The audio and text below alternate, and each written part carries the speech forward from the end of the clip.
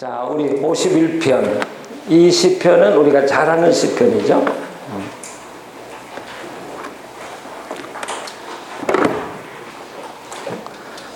이 바세바와 동침한 후에 선지자 나단이 그에게 왔을 때 했던 시다. 이렇게 우리가 볼 수 있네요. 그러니까 이 시편의 표제는 어느 것은 표제를 따라가는 것이 옳기도 하고 어떤 것은 맞지 않는 경우도 있는 것 같아요. 근데 표제를 따라가서 안 되는 시가 있는데 그런 시는 예를 들면 성전에 올라가는 시 이렇게 써 있는데 그 내용 자체로 봐서는 성전에 올라가는 시로 써졌다고 하기보다는 그 이전에 바벨론 시대에 써진 시인데 그것이 이제 포로 이후에 성전에 올라가는 시로 불러졌기 때문에 표제가 성전에 올라가는 시다 이렇게 되거든요. 근데 그런 시는 그냥 성전에 올라가는 시를 따라서 해석을 하면 해석이 안 돼요. 예, 그럴 때는 표제를 무시하고 이것이 바벨론 포로 때 써진 시라고 하는 사실을 상황을 주고 그리고 해석하면 풀리고 그것이 나중에 성전에 올라가는 시로 이렇게 됐는데 이것은 다윗이 시라고 그러는데 뭐 일반적으로 그렇게 하죠. 예.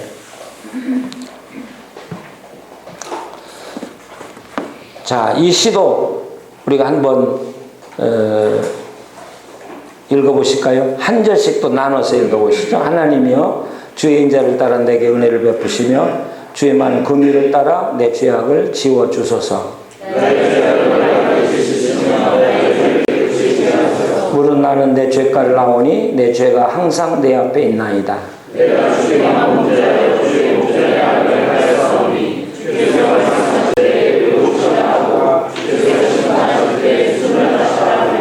내가 죄악 중에서 출생하였으며 어머니가 죄 중에서 나를 잉태하였나이다.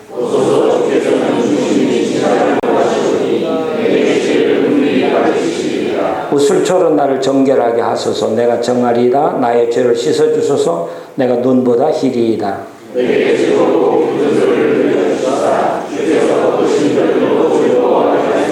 주의 얼굴을 내 죄에서 돌이키시고 내 모든 죄악을 지워주소서.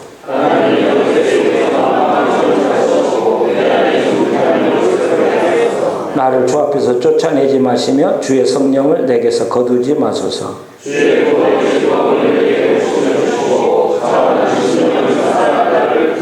그리하면 내가 범죄자에게 주의 도를 가르치니 죄인들이 주께 돌아오리이다.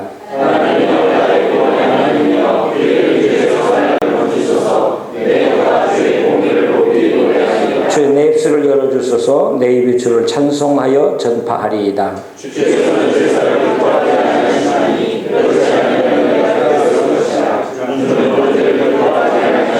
하나님께서 구하는 제사는 상한 심령이라. 하나님이여 상하고 통회하는 마음을 주께서 멸시하지 아니하시리이다.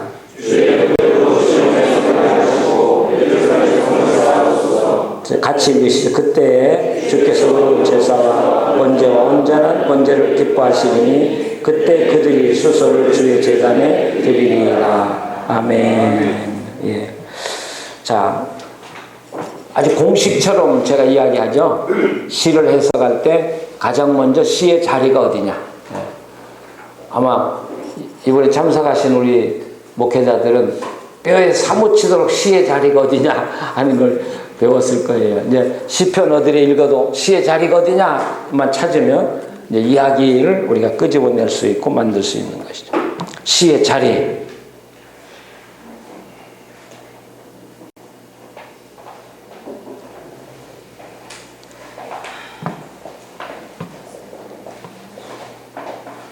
시의 자리가 어디예요?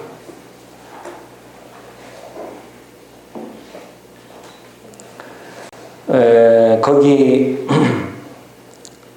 지금 죄를 짓고 회개하는 기도인 건 틀림이 없는데요. 8절에 보면 주께서 꺾으신 뼈들로 즐거워하게 하소서. 주께서 꺾으신 뼈를 꺾었다는 표현이 뭘 이야기할 것인가? 아마 범죄하고 질병의 고통으로 시달리고 있지 않는가 이렇게 보고 있죠. 내가 어떤 심한 질병, 고통, 그러니까 죄책감만 아니라 어떤 질병을 통해서 지금 고통을 받고 있는 건데,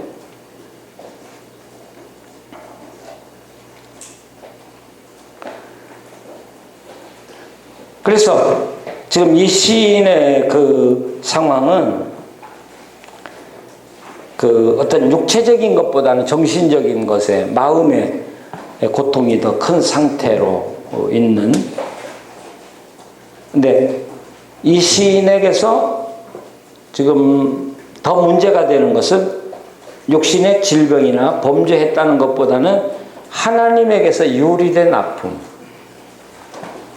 예. 죄가 무엇인가는 우리가 여기 밧세와 동침한 후에 그랬는데 확실히 알 수 없죠. 무슨 죄인지는 모르지만 그 죄로 인해서 내가 하나님과 멀어졌다고 하는 것에 대한 아픔. 예.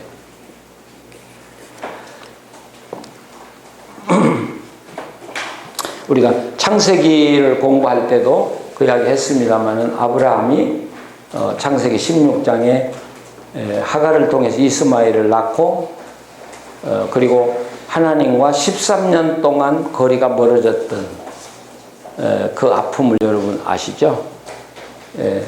16장 마지막 절 17장 1절을 보면 한 줄의 간격이 13년. 이게 아브라함이 하나님과 함께 멀어졌던 것. 그래서 그때 그 데레사의 그 뭐였죠? 하나님의 침묵? 하나님의 침묵이라는 이야기가 신문에 한참 떠들었죠.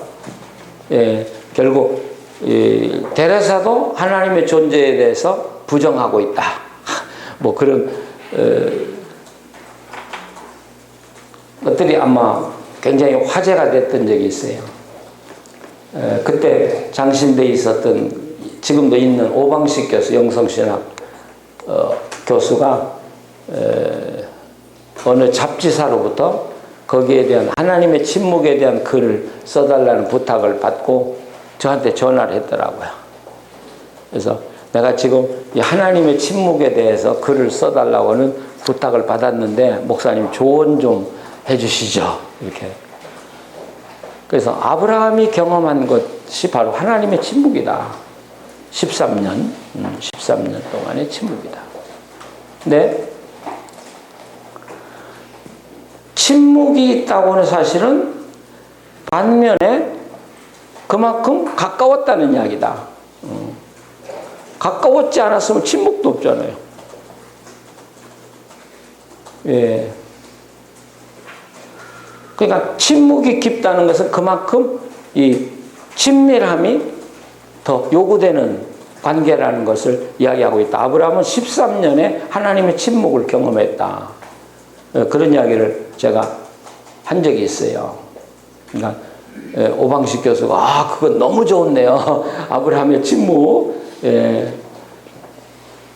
그랬던 기억이 나는데 지금도 이 시편은 우리가 죄 짓고 괴로워서 기도한 거다. 우리가 너무 단순히 생각하는데 그것보다는 죄로 인해서 하나님과 멀어지고 하나님의 침묵을 경험하는 고통 속에서 부르짖는 기도다. 이렇게 우리가 볼 수가 있겠죠.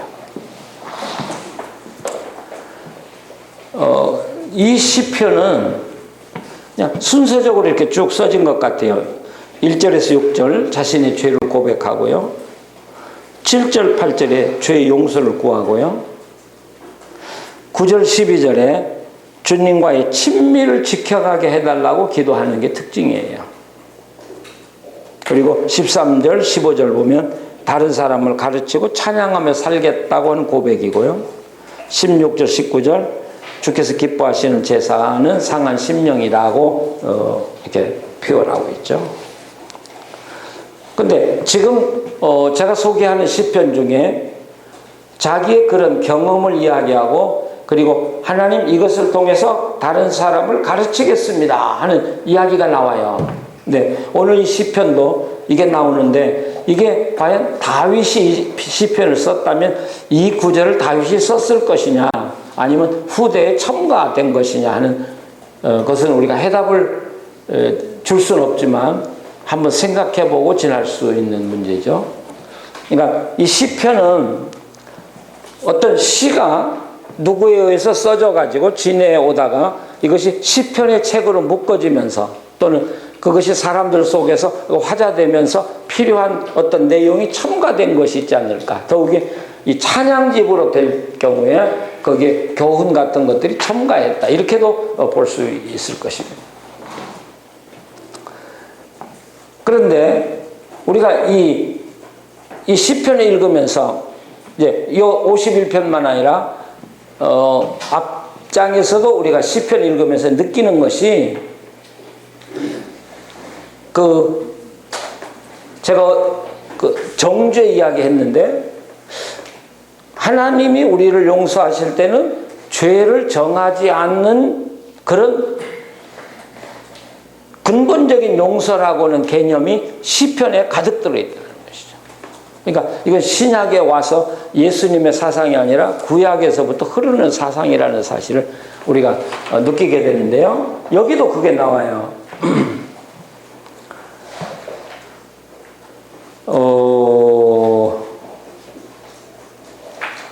4절에 나와요. 내가 주께만 범죄하여 주의 목전에 악을 행하여 싸우니 주께서 말씀하실 때 의롭다 하시고 주께서 심판하실 때 순전하다. 이 순전하다고 하는 것은 의롭다는 이야기입니다. justify 의롭다고 하실 것이다. 그러니까 하나님이 마지막 심판 이것을 판단하실 때 죄 없다고 판단해 주실 것이라고 기대를 갖고 있는 거. 이게 시편의 사상이더라고요. 구약의 사상이고.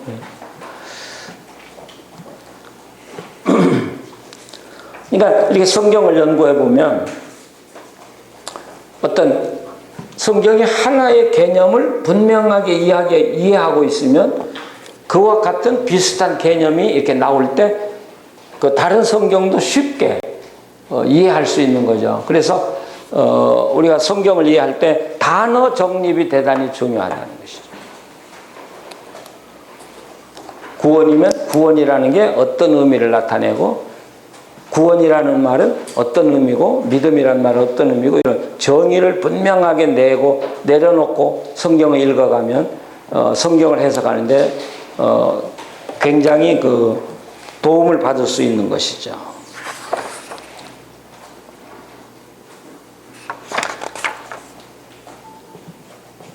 자, 그런데 거기 이 51편은 우리가 이렇게 읽을 때 그렇게 매끄럽다고 느끼지가 않아요. 우리가 시편 1편을 볼 때 굉장히 잘 다듬어진 시고 시편 23편 같은 것이 굉장히 잘 다듬어진 시인데 이 51편은 그렇게 잘 다듬어져 있는 시 같지는 않아요. 왜냐하면 아까도 말한 대로 4절 내 죄가 항상 내 앞에 있습니다. 그래놓고 의로우시다고 할 때 주께서 순전하다고 하실 겁니다. 그래놓고 또 내가 죄악 중에 출생했으며 이렇게 또 나가고요. 이런 걸 보면 이 시는 그렇게 짜임새 있게 되어진 시는 아닌 것 같고요. 그러면 우리가 처음에 이야기한 대로 이 시는 이 시를 통해서 하나님께 기도하고 있는데 결국 이 시인이 기도하는 초점이 뭐냐는 거죠. 예. 내 죄를 용서해 달라는 것인지 아니면 내가 지금 그 죄로 인해서 고난을 당하는데 그 질병에서 해방시켜 달라는 거예요.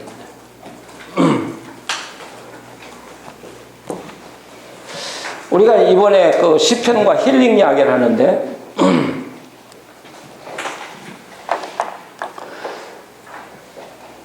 인간이 육체적으로 약해지는 것은 절대적인 영향이 양심의 가책이라는 것이죠. 죄책감. 그 임상 실험을 통해서 이야기하는 사람들의 이야기에 의하면 70% 내지 75%는 환자들 죄책감에서 나오는 거예요. 그렇다고 심방 가서 당신 회개해 그러면 안 되잖아요. 근데 저는 이제 뭐 의사도 아니고 그 계통에 전혀 무례한인데 목회하면서 느낀 게 뭐냐면 하나님은 우리 몸에 질병이 생기면 그 질병을 치료할 수 있는 요소를 내 몸 안에 다 주셨다는 거죠. 그래서 기본적으로 내 몸이 치료를 해야 되는데 내 몸이 치료를 못할 때 약의 도움을 받고 의사의 도움을 받는 거지. 그런데 약의 도움을 받아도 결국은 내 몸이 스스로 치료할 수 있도록 그 약이 도와주는 것이지 약이 치료하는 건 아니지 않냐는 것이죠. 믿거나 말거나. 제가 목회하면서 터득한 것은 그럼 반대로 생각해서 오늘 시편대로 자기 죄를 하나님께 토로하고 그리고 정말 정죄함을 받지 않는 그런 자유를 얻고 기쁨을 누리고 살면 그런 기쁨과 자유와 평화를 누리고 사는 사람들은 자기 몸의 기능이 활발해질 수밖에 없다는 것이죠. 그러니까 활발하니까 자기 몸의 웬만한 질병은 스스로 치료할 수 있는 기능이 강화된다는 것이죠. 그래서 그렇게 말하면 또 제가 나쁜 목사 될는지 몰라도 은혜로운 교회 가면 환자가 적어요. 확실히 적어요. 그리고 은혜로운 교회는 아픈 환자가 오면 1년 안에 거의 회복이 돼요.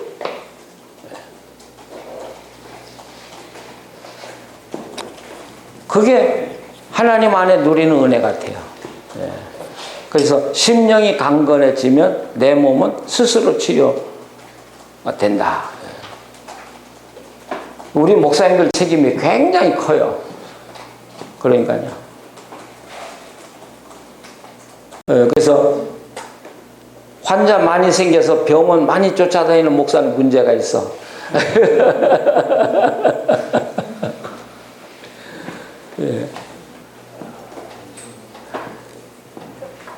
이건 제가 목회하면서 그냥 경험적으로 느낌으로 그렇게 느껴요.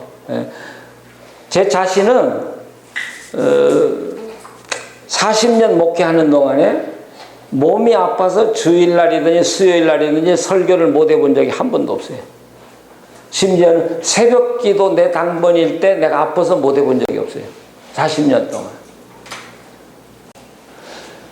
왜냐하면 안 아픈 게 아니라 아픈데 가서 주일 예배를 인도하고 3부 예배 끝나면서 몸이 나아요.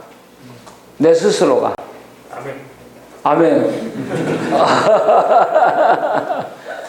예, 그래서 저는 아프면 더 예배 인도를 하러 가요. 왜? 예배 인도 끝나면 나을 걸 내가 믿기 때문에. 예. 그러니까 아주 막 기쁘게 설교하고 이렇게 확신 있게 설교하면서 그 기쁨과 확신이 나를 치료하는 것 같아요. 나를 치료하는 것 같아요. 그러니까 이 시인도 결국 자기의 양심의 가책이라든지 죄의 문제라든지 그걸 통해서 질병이 생겼다고 하는 건 그러니까 그런 죄책감 때문에 이 기능이 약해지니까 질병이 오고 병이 생길 수 있다. 제가 이제 어디에요? 포드 공장이 있는 도시. 아니 타코마 말고 디트로이트 의사만 한 200명 모이는 교회에 3번 집회를 갔다고요. 거기는 그러니까 의사 200명, 부인하면 400명이 다 의사 가족이야. 하여튼 이 공부 잘하는 사람들 데리고 설교하기 되게 힘들어요. 고개 하나 반듯 움직이지 않고 눈동자 하나 움직이지 않아요. 근데 제가 그랬어요. 성령이 충만하면 간이 붓고, 그래서 분비물이 활발해서 건강해진다 막 이렇게 했더니 끝나고 나보고 이렇게 오래요. 미국 사람들은 이렇게 불러요. 이렇게 부르는 우리는 이렇게 부르는데 이렇게 불러요. 갔더니 저보고 그래요. 저는 이 교회 장로입니다. 그리고 정신과 의사입니다. 근데 무슨 근거로 성령 받으면 간이 붓는다고 합니까? 그러는 거야. 근거를 대라는 거예요. 나보고. 그러니 야, 의사가 그러니까 겁이 확 나는 거예요. 목사가 말을 해놓고요. 그래서 제가 그랬어요. 어쨌든 성령이 내게 임하면 어떤 그 성령의 임재라든지 그 어떤 감격 때문에 간이 커지는 거 아니냐. 난 내가 느낄 때 간이 커지면 분비물이 활발할 것이다. 그러니까 간이 커지고 분비물이 활발해지니까 담대해지고 웬만한 걸 이겨낼 수 있는 힘이 생긴다. 그랬더니 이분이 가만히 듣더니 목사님 그 말이 맞습니다. 그런 거예요. 예, 그 말이 맞다. 우리 간은 어떤 자극을 받으면 커진대요. 그리고 분비물이 활발해진다는 거예요. 그게 분비물이 활발해지면서 내 몸을 치료한대요. 예, 이 의사가. 그러면서 그분이 목사님 어디든지 가서 그 이야기를 하십시오. 성령 충만하면 간 붓는다는 소리를. 그리고 근거가 뭐냐? 그럼 제 이름을 대십시오. 그래요. 내가 의사한테 허락받은 거라고. 예, 그래요. 그래서 그 심리학자들이 그런 이야기 하잖아요. 법원에서 뭐라 그래요? 소환장? 예, 건강한 사람도 법원에 소환장이 딱 오면 자기 몸에 제일 나쁜 기관이 아프대요. 보통 일반적으로는 관절이 아픈 사람은 그 통지를 딱 보는 순간 관절이 아파진대요. 네, 그만큼 이 정신적인 것과 우리 육체에 긴밀한 연락이 있다. 네. 자, 그러니까 이 시인은 기도하는 걸 죄에서 용서해달라는 기도도 하고 또 병에서 고쳐달라는 기도도 하지만 사실 그 기도가 아니거든요. 이 시인의 근본적인 기도는. 이분의 근본적인 기도는 10절이거든요. 하나님의 내 속에 정한 마음을 창조하시고, 여기 창조라는 말을 썼는데 이것이 창조가 아니고 회복이에요. Restore. 나를 회복시켜 주십시오. 이런 뜻이에요. 회복시켜. 그러니까 이 사람이 건강한 마음으로 살다가 죄를 범하고 죄를 범함으로 육신이 무너져 버린 거죠. 그러니까 기도할 때 하나님 그 이전의 나로 회복시켜 주십시오.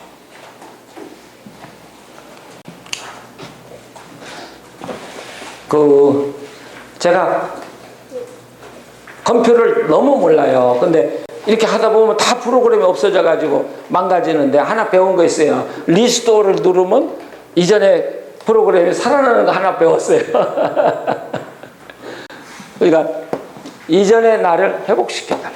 이게 근데 바로 이 이전의 나가 이게 하나님과 바른 관계를 가지고 살아가던 나거든요. 하나님의 말씀을 따라 살던 나거든요. 저는 제가 농담처럼 이야기하지만 다윗에게 약점이 하나 있는데 여자한테는 꼼짝 못해요. 이 이성에 대해서는 굉장히 약점을 가지고 있어요. 다윗이. 예. 그러니까 우연하게 밧세바의 아내를 범했다고 생각하지 않아요. 그런 욕구가 다윗에게 근본적으로 있었는데 저 나름대로 추측을 해봐야 왜 다윗에게 그런 약점이 있을까? 여성에 대해서. 그건 어려서 부모나 형제들에게 인정을 받지 못했던 마음. 예. 그 인정받지 못했던 그 결핍증, 애정 결핍증이 결국은 어떤 이성을 통해서 얻으려고 하는 욕구가 강하다는 것이죠. 우리 목사님들도 사실은 참 조심해야 되는 게, 어려서 인정을 받지 못하고 사랑을 받지 못한 사람은 이성의 약점을 가지고 있어요. 그러니까 여러 가지로 나타나요. 이성의 약점이 있는 사람, 또 하나는 이게 돈을 헤프게 쓰는 사람. 그 쇼핑 중독이라, 예. 그 어떤 이 애정에 결핍된 사람들이 쇼핑 중독이 있고요. 또 하나는 이 명예욕과 출세욕이 강해져요. 그래서 내가 뭔가 성취해서 누구인가 보여주려고는. 예. 사실 그 사랑의 교회 그 오목사는 어려서 너무 가난하게 살면서 그 가난에 시달렸기 때문에 뭘 성취하려고는 욕구가 누구보다 강해요. 그분은 그걸 비전이라고 그러는데 나는 탐욕이라고 보고 있는 거예요. 예. 그래서 내가 뭘 이뤘다고 하는 그것이 그분을 결국 무너지게 만든 거예요. 근데 사실 자기 속이 건강하고 든든한 사람 누구에게 보여주려고 할 필요가 없잖아요. 그러니까 심리학자들은 그런 말을 하잖아요. 자기 정도 이상으로 보여주려고 하는 건 자기 속에 약점이 있다는 걸 스스로 폭로하는 것이라는 것이죠. 자기 속에 자기 자신이 있는 사람은 내가 누구다고 이야기할 필요가 없어요. 자기를 과장할 필요도 없고.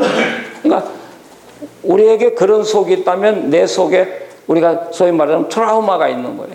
뭔가 가난의 트라우마가 있다니, 인정을 못 받았다니, 사랑을 못 받았다니 하는 트라우마가 그 속에 있는 거예요. 지금 여기에는 살이 과도하게 찌신 분이 없지만 살이 과도하게 찐 분들도 결국 그런 트라우마 때문에 음식을 먹어도 이게 배부르지 않는 거예요. 그러니까 그 속에 영적인 갈급을 채우려고 하는데 그걸 음식으로 채우는 거예요. 근데 채워지지 않아요. 아무리 먹어도 배는 부른데 더 포만감을 못 느끼는 거죠. 그것도 병이고요. 근데 이런 모든 것들은 사람에 의해서, 어떤 약에 의해서, 자기의 노력에 의해서 치료하기는 전혀 불가능하다고 나는 생각해요. 이건 하나님만이 치료할 수 있는 거예요. 예, 그래서 우리 목회자들이 하나님께 내놓고 치료를 받고 건강한 영혼으로 목회를 할 때 목회가 되는, 예, 저도 그 이야기를 늘 하는데, 저는 가난에 대한 아픔이 있어요. 가난에 대한 아픔. 근데 이제 뭐 우리 집이 뭐 잘 사는 집도 아니지만 그렇게 못 사는 집도 아닌데 우리가 자랄 때 가난했거든요. 특별히 이제 중학교 막 들어가서 이성의 눈이 떠질 때 비가 오면 우산이 없었어요. 근데 그때 여학생 앞에서 우산 받고 좀 멋진 모습 보여주고 싶은 마음인데 이게 비만 오면 나는 그냥 초라해지잖아요. 예, 여학생, 내가 좋아하는 여학생 앞, 우리 집 사람한테 그래서 그러지 마. 있었을 건데, 그 앞에서 비 쫄쫄 맞고 달려가는 내 모습이 얼마나, 이게 상처가 된 거예요, 나한테. 그러니까 결혼을 딱 했는데, 비만 오면 나는 싫고, 우리 집 사람 좋아해요. 그러니까 비만 오면 싸마는 거예요, 우리 집 사람하고. 비만 오면 우리 집 사람 문을 열고, 야, 좋다, 비 온다고. 뭐가 좋아, 비 오는데 말이야. 그래서 둘이 비만 오면 싸면. 야, 근데 나중에 가만히 생각해 보니까, 이제 목사 돼가지고, 뭐 자동차도 있고, 예? 뭐 우산도 뭐 많고, 비 와도 아무렇지도 않는데, 어린 아이의 그 상처 때문에 비만 오면 아픈 거예요. 그 제가, 이거 내가 뭐 잘못됐다. 그래서 막 바꾸기 시작했죠. 비만 오면, 우리 집 사람이 좋아하면, 나도 좋다, 비 오니까. 그래서 요즘은 비만 오면 기분 좋아요. 어제 오늘 기분 참 좋아요. 근데 또 다른 트라우마가 또 하나 있는 거예요. 부자만 보면 싫은 거예요. 예, 부자만 보면. 그러니까 동일교회에서 목회할 때 교인이 뭐 돈 벌어가지고 집을 근사하게 지고 뭐라 그래요? 집들이를 한다면 난 가고 싶지 않아요. 이상하게 가고. 목사님 차를 좋은 거 샀는데 와서 예배 드려줘요. 그럼 배가 아파서 못 가요. 뭐 싫어. 예. 근데 우리가 신방을 가보면 그렇잖아요. 목사가 가서 자리를 딱 잡아야 부목사님도 앉고 이렇게 권사님도 앉고 이렇게 앉는데 목사가 앉을 자리가 없는 거예요. 부잣집 가면. 가난한 집 가면 편하고. 그럼 부잣집만 가면 이상한 생각이 무슨 도적질을 많이 했는가 이런 생각 와요. 야, 그러니 말이죠. 이게 무슨 목회가 되겠습니까? 부자만 보면 적으로 생각하는데 제가. 근데 우리 교인들은 못 느꼈지만 내 속에 싸움이에요, 이게. 싸움이에요. 그 제가 하나님께 이 기도 많이 했어요. 하나님, 이거 병인데 내 힘으로는 고칠 수 없습니다. 이걸 좀 고쳐주십시오 하고 기도 많이 했어요. 그런데 어느 날 새벽에 정말 주님이 성령님이라고 해도 되겠죠? 메스하고 가위하고 실을 가지고 딱 오신 거예요, 나한테. 그래서 마치 수술실에서 수술하듯이 제 배를 쫙 가르는 거예요, 칼로. 아니, 기도하는데 지금. 그랬더니 제 속에 그 트라우마를 딱 꺼내는 거예요. 그걸 실로 딱 감더니 가위로 딱 잘라내 버리는 거예요. 그리고 싸매 버린 거예요. 그리고 기도 끝났는데 그때부터 부자도 괜찮아요. 야, 정말 우리 교인이 이렇게 좋은 집 사니까 좋고 차 좋은 거 사면 내가 산 것처럼 기쁘고, 야, 그건 하나님이 치료해 주시는 거더라고요. 그래서 지금은 제 트라우마가 내가 보기엔 없어. 우리 집 사람은 나보고 있다고 그러는데 지금은 없는 것 같아요, 내가요. 그래서 누구를 대해도 참 편해요. 돈 많은 사람 만나도 편하고, 뭐 주위가 높은 사람 편하고, 누구를 만나도 이제는 아무 어려움이 없는, 하나님만 치료하는데 이 시인은 바로 그걸 기도하는 것이죠. 그래서 나를 회복시켜 주십시오. 그러면서 12절에 보면, 11절에 이제 주의 성령 거두지 말라고 그러죠. 12절에 이게 참 재미있는 표현 같아요. 주의 구원의 즐거움을 회복시켜 주십시오. 근데 이게 무슨 말이냐면 The joy of your salvation, 당신의 구원의 기쁨을 회복시켜 주십시오, 이런 뜻이거든요. 그러니까 다시 말하면 아마 이런 말이겠죠. 내가 주님의 구원을 받고 기뻐할 때 그 기쁨을 회복시켜 달라. 그래서 정말 천진만남만한 어린아이처럼 주님 앞에서 그 즐거워했던 마음을 회복시켜 주셔서 내가 그 마음으로 주님을 기뻐하고 즐거워하고 찬송하게 해 주십시오. 그런 기도죠.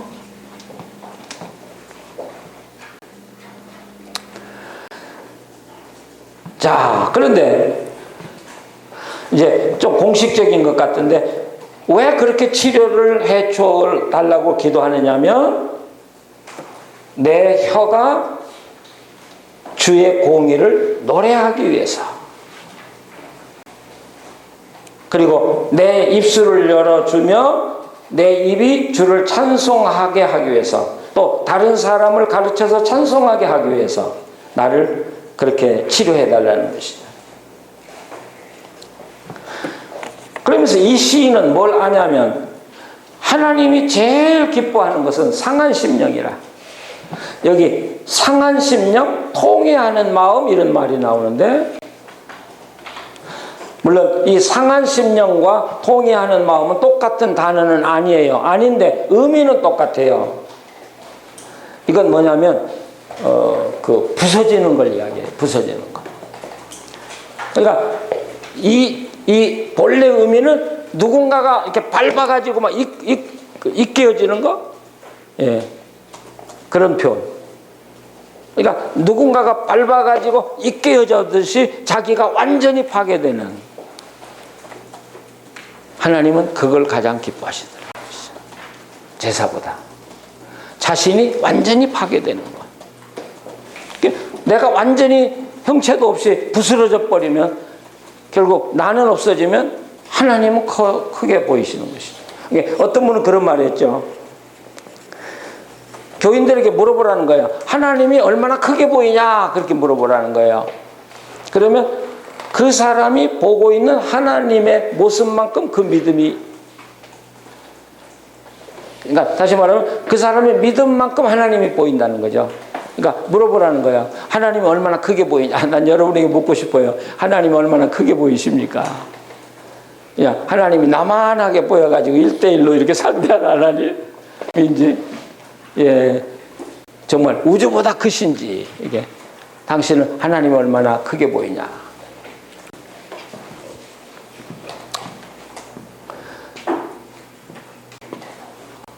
우리가 이 시인이 정말 이야기하는 대로 내가 부서져서 가루가 될 때, 나라는 형체가 없어질 때 비로소 하나님은 나를 통해서 역사하시는 하나님. 그러니까 이 시인은 분명히 알아요. 하나님이 제사를 원하는 게 아니고 내가 완전히 부서지는 걸 원한다. 상한 심령, 동의하는 심령이 같은 말이에요. 완전히 으깨어져서 부서지는 것. 그러니까 그만큼 철저하게 회개하고 하나님께 돌아가고 하나님께 부서지는 그 영혼을 하나님이 가장 기뻐하신다는 것이죠.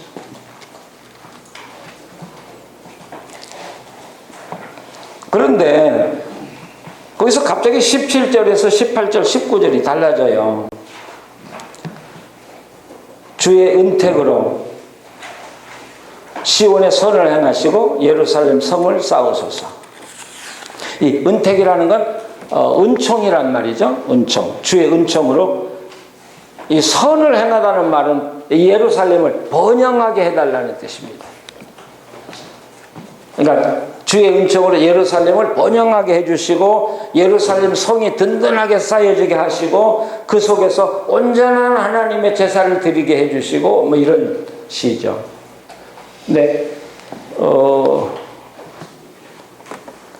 1절에서 17절과 8절, 18절, 19절이 어떻게 연결이 되느냐, 이것은 제가 확실하게 연구를 못했어요. 이 시편을 12편을 한꺼번에 이렇게 연구를 하다 보니까 힘들더라고요. 막 나중에는 머리가 지끈지끈 아파서 우리 이재령 목사님한테 보내면서 나 시편은 쳐다보기도 싫다 그러고 예, 이걸 한꺼번에 하려니까 그렇게 힘든 거예요. 시간도 많이 걸리고. 그래서 이거 제가 확실히 찾아보지 못했는데, 그냥 제가 이해를 하면 하나님이 자기를 그렇게 치료해 주셨을 뿐 아니라 예루살렘을 번영하게 하고 성을 견고하게 세워줘서 예루살렘에 사는 모든 백성들이 다 자기처럼 부서져서 마음껏 하나님께 사한 제사 드리는 그런 예루살렘이 되게 해달라는 그런 표현 같아요.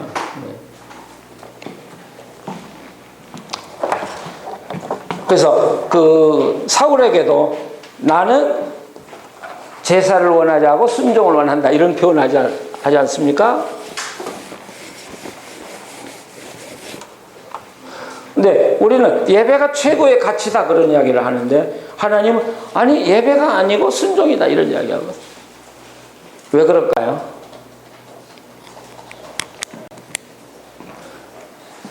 예배가 살아야 뭐 신앙이 살고 그런데 왜 순종이 제사보다 크다고 하는지. 자, 왜 그러겠어요?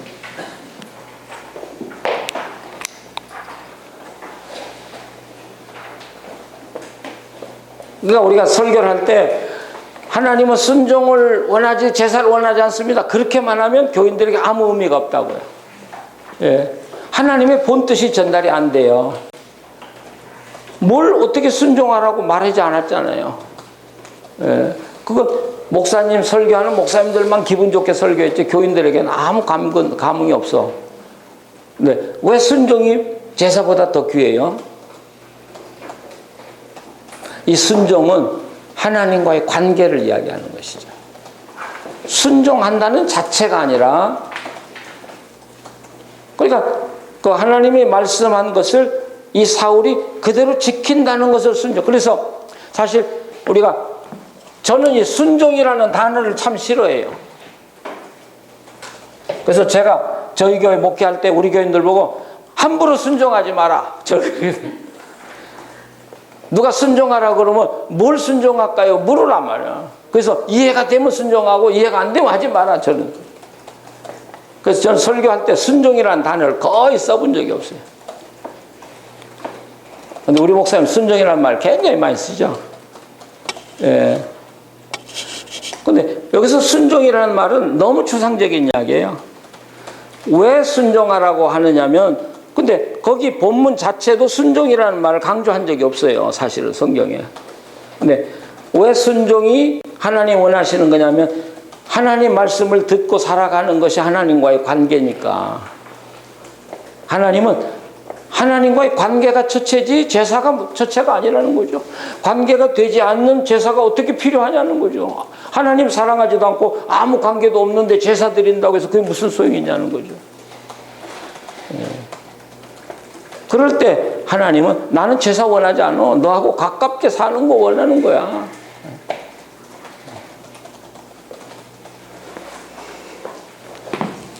이 시인은 그걸 정확하게 알고 있는 것이죠. 하나님이 원하는 게 뭐냐? 어떤 형식적인 제사, 형식적인 순종, 그런 게 아니라 정말 내가 철저히 부서져서 하나님 손 안에서 살아가는 그런 삶, 하나님과의 친밀한 교제를 하나님 원하시는 것.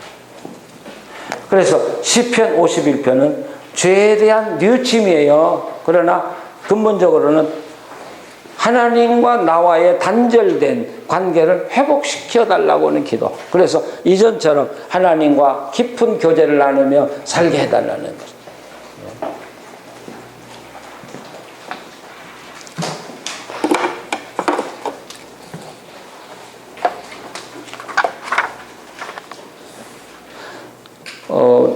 성경을 연구해 보니까 하나님이 가장 원하는 건 관계예요. 그래서 기독교는 관계의 종교라고 그러죠. 관계가 깨어지면 아무것도 안 되는 거예요. 관계. 그래서 우리는 하나님과의 관계. 이게 성경의 주제예요. 이게 에덴 동산 선악과의 이야기부터 시작해서 요한계시록까지 줄기차게 흐르는 게 하나님과의 관계예요. 그래서 예수님도 요한복음 15장 포도나무 비유를 언제 하셨냐? 요한복음의 그 컨텍스트, 그 맥락 속에 보면 예수님이 십자가에 달리기 바로 전에 해주신 말씀이 요한복음 15장이거든요. 근데 이 포도나무에서 가장 기본적인 정신이 뭐예요? 관계 아니에요. 포도나무에 가지가 붙어있는 관계. 예. 붙어있지 않는 게 무슨 소용이 있겠어요? 붙어있지 않는데 기도하면 무슨 소용이 있겠어요? 붙어있지 않는데 예배가 무슨 소용이 있겠어요? 예. 우리는 너무 형식을 강조해. 예배하자, 기도하자. 근데 아니요. 바꿔야 된다고 생각해. 관계. 관계가 회복이 되고 예배하고, 관계가 회복이 되고 기도하고, 관계가 회복이 되고 뭐 하나님을 찬양하고, 이런 관계.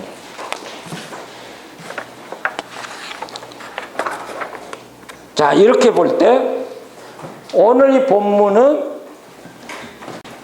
어떤 설교를 하면 좋을까? 네, 오늘 본문은 참 많죠. 예, 이 본문을 가지고 설교할 게 참 많아요. 하나님과의 관계가 끊어지지 않도록 해라. 뭐 좀 직설적인 이야기 같지만, 예, 하나님과의 교제가 끊어졌을 때 그 아픔, 예, 하나님과 우리와의 가장 기본적인 관계를 이야기해 줄 수 있는 예수님의 포도나무 비유와 함께 이야기할 수 있는 본문이 된다고 생각이 됩니다.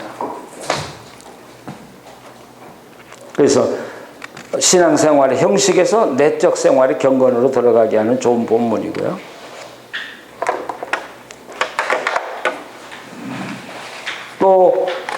이런 설교는 힐링에 대한 좋은 설교도 되잖아요. 예, 우리가 건강하게 사는 비결. 예. 정말 하나님과 함께, 그러니까 이 기독교는 관계의 종교인데 하나님과의 관계, 이웃과의 관계, 부부와의 관계, 자식과의 관계, 교인들과의 관계, 또 사회와의 관계. 이 관계가 원만한 사람은 행복하고 건강하다고요. 근데 미국 사람들을 이렇게 선정해서 조사를 했어요. 설문으로. 행복의 조건의 첫째가 뭐겠어요, 미국 사람들에게? 머니 해도 머니. 그런데 그게 아니고, 미국 사람들이 돈 참 좋아하는 것 같은데, 아니고, 관계라고 했어요. 미국 사람들이. 관계다. 그러니까 구체적으로 보세요. 무슨 관계냐? 하나님과 나와의 관계, 그리고 부부와의 관계, 친구와의 관계. 관계가 행복의 첫째 조건이다. 제가 살아보니까 그래. 나이가 들어가면 들어갈수록 행복의 조건은 관계예요. 제가 은퇴할 때 50억을 받으면 무슨 소용이 있습니까? 그 은행에 넣어두면 내 돈도 아닌데. 사실 돈 많고 관계 없는 사람 좀 불쌍한 사람이 없어요. 근데 웬만하면 노년에 먹고 살 돈은 있어요. 이제는 다 보험 받잖아요. 은퇴하시면. 못 받을 사람처럼 저를 쳐다보시는데. 예, 먹고 사는 거 염려 없어요. 괜찮아요. 그리고 하나님과의 좋은 관계, 이웃과의 좋은 관계, 가정의 식구들과 관계 살려면 여러분 그보다 행복한 거예요. 이제 제가 이렇게 돌아다니다 달라스에 가서 한 달 머물면 또 떠나고 왔다가 한 달 떠나고 해요. 근데 한 달 집에 있는데 그렇게 적적해요. 한 달이 그렇게 길 수가 없어요. 근데 교인들이 목사님 오늘 저녁 스테이크 합시다. 그러면 기분 되게 좋아요. 네. 야, 가끔 교인들이 전화해서 목사님 뭐 하세요? 식사 같이 하세요. 그 소리 말이죠. 야, 그래서 관계, 돈이 아무 소용이 없어요. 그러니까 돈 쌓아놓고 관계가 없는 사람은 그냥 집에서 말라 죽을 것 같아요. 아니, 저는 계속 다니면서 사람을 만나는데도 그러는데 못 만나고 은퇴해가지고 하루 종일 집에 있는 사람은 관계가 없으면 그 얼마나 불행해요. 관계. 예. 그런데 오늘 시편 1편에 보면 하나님의 사랑을 세 가지로 표현하고 있어요. 거기 32페이지에 헤세드, 사랑, 하난, 긍휼. 이 헤세드나 하나는 그 룻기서에 굉장히 많이 나오는 단어죠. 그 다음에 자비, 라함, 레헴이라고 해요. 이 레헴은 자궁을 이야기하는데 이게 헬라어의 스프랑크니 쪼마이가 자궁이에요. 자궁. 창자. 그래서 이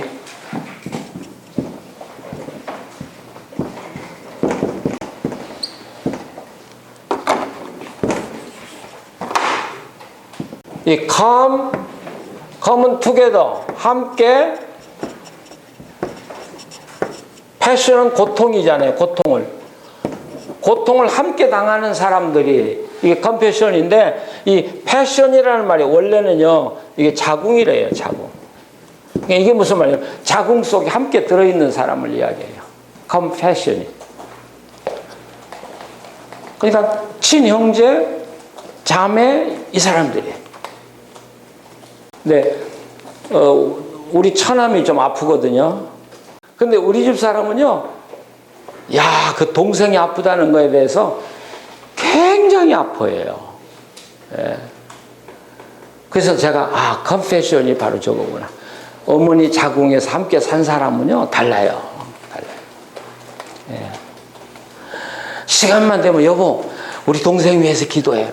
시간만 되면 지금 동생은 아파오고 있을 때 그렇게 하나님이 우리에게 요구하는 것은 우리 형제에 대한 그 컨페션을, 자궁에서 같이 산 사람의 컨페션을 느껴라.